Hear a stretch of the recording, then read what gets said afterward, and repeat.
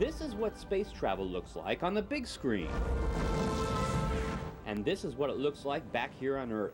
This is the actual Apollo 13 Module Odyssey, scars and all. Where can you see it? The Kansas Cosmosphere. That's right, Kansas. If you're surprised to find a one-of-a-kind piece of history like this right in our backyard, you're not alone. I didn't have any idea there was anything like this in Kansas. You know, I was thinking maybe Texas or Florida, you know, the big places would have a neat space center like this. Joreen Daly and her family are from Nevada, and this is their first time at the Cosmosphere. But they're certainly not the first ones to stop in Hutchinson. Nearly 400,000 people a year visit this Air and Space Museum. Why? We do have the largest collection of space artifacts outside of the Smithsonian Institution, and also the largest collection of Russian space artifacts outside of Moscow. Artifacts like this actual backup to the original Sputnik. But if you'd like something a little more modern, you can get an up-close look at a full-size model of the space shuttle. Or how about a real SR-71 Blackbird? Flying at over 80,000 feet and going Mach 3, this is probably the only chance you'll have to see this spy plane. And that's just the beginning. There are hundreds of other exhibits to see, all of them taking you through a history lesson of air and space technology. And there are some lessons that 11-year-old Aaron Daly thinks he could only learn here. I didn't know there's a plane over there, the first one to break the sound barrier. I didn't know it was that small. And if that's not enough, there's more to see than just the museum. Wow. You can visit Dr. Goddard's lab to learn all about the principles of rocketry. Or maybe you'd like to catch a movie in their IMAX theater.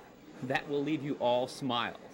And that's what it's all about for the folks at the Cosmosphere. It's so great to see the little kids that come and just get so excited about the things that are here and just watch their eyes light up. And a lot of the adults to watch their eyes light up when they see Apollo 13 because they grew up with that and they watched it on TV to see if Jim Lovell was going to get home, and to actually see the spacecraft, they get quite excited.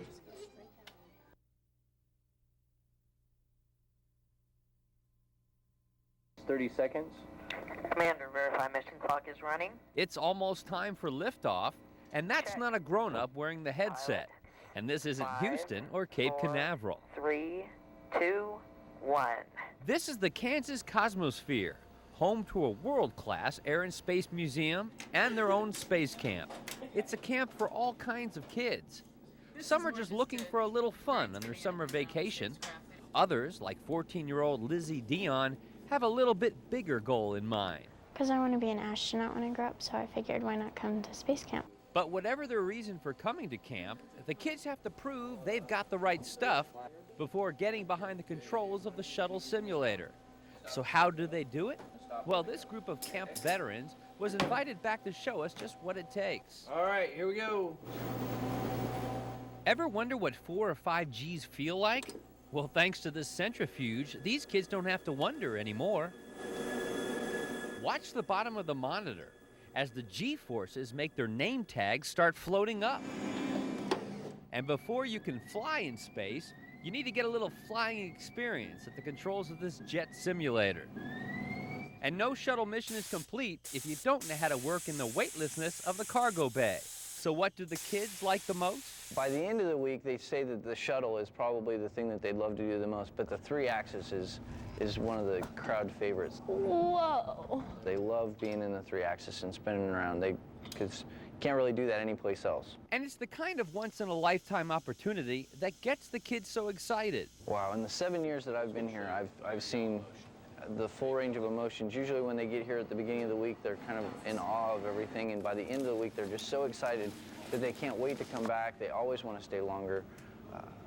The camp's too short. But one thing they're not short on is the pride and confidence that comes from a job well done. 3, 2, 1.